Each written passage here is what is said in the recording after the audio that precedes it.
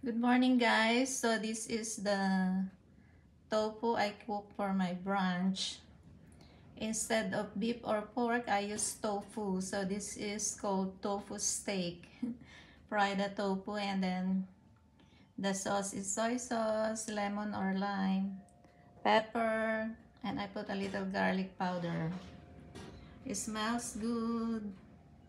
So yummy, yummy. I can't wait to eat. But my rice is not yet ready. So we wait for our rice and then gonna eat. So this is a healthy food.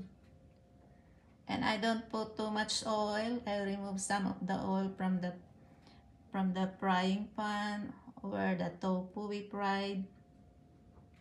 So I don't like too much oil, but I use olive oil. So yummy, yummy. Tofu steak. I call it tofu steak. So that's it. I hope you can cook this also. Yummy and delicious. And I put green onions on top. And lots of onions. The white onions I put also. It's like beef steak or pork steak. So ayan guys. Thank you for watching.